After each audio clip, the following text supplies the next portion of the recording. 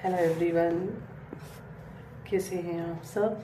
मैं कोमल अरविंद और आज बात करते हैं हाउ चेंज इज़ पॉसिबल। किसी तरह से क्या करोगे जिससे चेंजेस आएंगे लाइफ में, राइट, आपकी जर्नी में।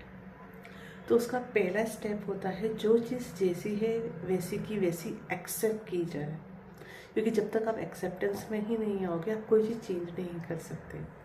फॉर एग्ज़ाम्पल, आपके सामने येलो रंग की बेडशीट है और आपको ब्लू कलर की चाहिए। जब तक आप ये एक्सेप्ट ही नहीं करोगे कि वो बेडशीट येलो कलर की है, आप उसको कैसे चेंज करोगे। अगर आप ये मान के चल रहे हो ब्लू है तो, राइट। तो कुछ भी हमें इल्यूजन नहीं करना होता है। इसका कनेक्शन सबसे पहले आपकी फीलिंग से है ना। आप प्रेजेंट मोमेंट में जिस भी सिचुएशन में हो, क्या फील कर रहे हो उसको एज इट इज़ फील करो पहले।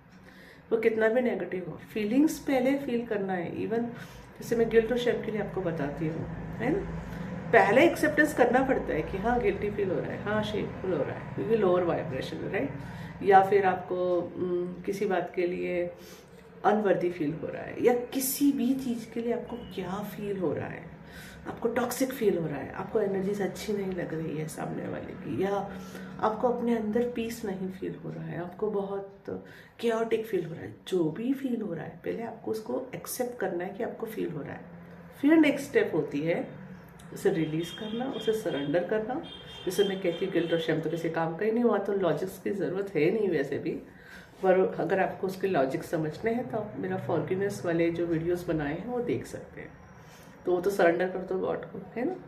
और फिर वहाँ पर अपने लिए प्यार लेकर आओ, एक्सेप्टेंस लेकर आओ कि हाँ ठीक है, मैंने यह फील किया, मैं यह फील कर रही थी, और फिर उसको मैंने क्या किया, गॉड को सरेंडर कर दिया। अंडरस्टूड।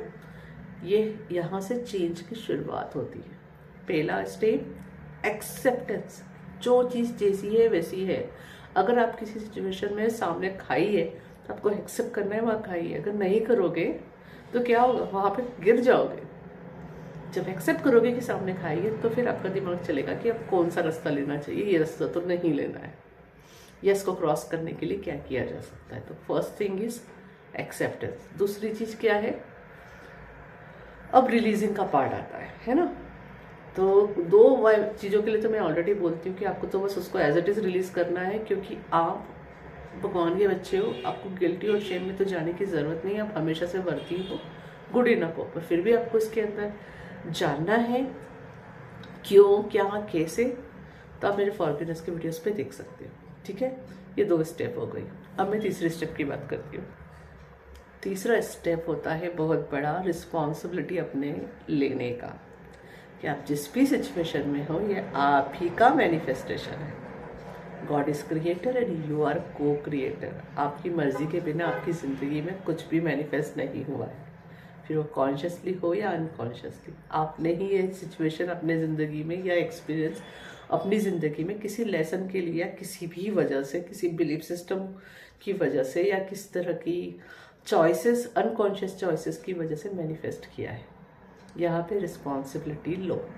जो भी सिचुएशन है, अगर आपकी हेल्थ ठीक नहीं है तो वहाँ भी ये सिचुएशन आप ही ने को क्रिएट की है। Okay, this is very very important step. तो फिर यहाँ आता है पावर, कि जब आप यह सिचुएशन क्रिएट कर सकते हो तो अच्छी नहीं क्रिएट कर सकते, ऑफकोर्स कर सकते हो। जब आपने बैड चॉइसेस बनाकर ये इतना सब कुछ सहने के लिए, एक्सपीरियंस के लिए ले आए, तो अब आप अपनी उन चॉइसेस को चेंज करके कुछ अच्छा चॉइस नहीं बना सकते हो। बस डन। तो अब क्या करना है, अगर आपको फील हो रहा है आपकी हेल्थ ठीक नहीं है, तो यहाँ पे कहीं ना कहीं आपकी चॉइस थी, है ना। नई चॉइस बना लीजिए, आई चूज गुड हेल्थ, और वहाँ पे क्या रेजिस्टेंस आ रहा है उस पर काम कीजिए। ठीक है। फिर उसके ऊपर अगर आपको हो सकता है फूड हैबिट चेंज करना हो, रूटीन चेंज करना हो, तो वहाँ पे क्या प्रॉब्लम आ रही है तो उस पर काम कीजिए, राइट। तो इसी तरह से पावर आपके पास है। उसी तरह से आप कोई रिलेशनशिप में हो और वह उतना स्मूथ नहीं जा रहा है, तो पहले तो एक्सेप्टेंस, फिर उसके बाद पावर अपने आप की। वो सीन तो आप ही ने क्रिएट किया है कि जो भी चीज़ बाहर दिख रही है वो आप ही का को क्रिएशन है, तो आपके पास पूरा पावर है उसको चेंज करने का। अंडरस्टैंड। पर किसी को कंट्रोल करने का पावर आपके पास नहीं। तो ये चीज़ें बहुत बढ़िया ढंग से काम करती है। जब आप अपने अंदर चेंज लाते हो ना, आपने अपनी चॉइस चेंज कर दी। फॉर एग्जांपल, आज तक आपकी चॉइस थी कि आप लोगों को प्लीज़ करते थे और लोगों के साथ रिश्ता रखते थे। अब आपने चॉइस चेंज कर ली कि नहीं, मुझे तो सिर्फ हेल्दी रिलेशनशिप ही चाहिए। पता है अब क्या होगा? आपका सबसे पहले रिश्ता खुद के साथ हेल्दी बनने लगेगा और आप वो चीज़ें रिलीज़ करने लगोगे, वो चॉइसेस चेंज करने लगोगे जो आपको सर्व नहीं करती है ना। फिर आपके साथ जिनके अनहेल्दी रिलेशन थे, या तो वो लोग गायब हो जाएंगे, यार वो लोग गायब नहीं भी हुए तो आपको वहाँ हेल्दी बाउंड्रीज रखना आएगा, आप उनसे इम्पैक्ट नहीं होगे, ठीक है। और उसके लिए आप गिल्ट शेप में भी नहीं जाओगे कि अरे मैं इनसे हेल्दी बाउंड्री रख रही हूँ।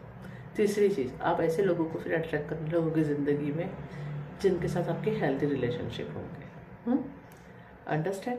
तो हर चीज़ बहुत स्मूथली काम करती है। किसने चेंज किया रियलिटी? अब जब अच्छे एक्सपीरियंस चालू हो गए आपकी ज़िंदगी में, किससे कैसे हो गए? आप ही ने को क्रिएट किए गॉड के साथ, तो आपके पास पूरा पावर है। तो बस एक्सेप्टेंस में आइए, रिलीजिंग कीजिए, अपनी रिस्पॉन्सिबिलिटी लीजिए और नई चॉइसेस बनाइए। और वहाँ जहाँ जहाँ रेजिस्टेंस आ रहा है, जहाँ जहाँ डाउट आ रहा है, बस उस पर काम करना होता है, जिसे स्पिरिचुअल लैंग्वेज में हम हीलिंग कहते हैं। हीलिंग करनी होती है और हीलिंग का मतलब होता है वह एनर्जीज, वह बिलीफ सिस्टम्स, वह एनीथिंग जो आपको सर्व नहीं करती है और आपने अपने अनकॉन्शियस माइंड में या कॉन्शियस माइंड में किसी तरह से भी अपने अंदर ऑब्जर्व करके, एब्जर्व करके रखी है, उसे रिलीज कर दो, उससे फ्री हो जाओ। I hope this information will help you. Thank you. Hariom. Please like, subscribe and share my videos, and you can check description box for paid courses and free courses details. Thank you.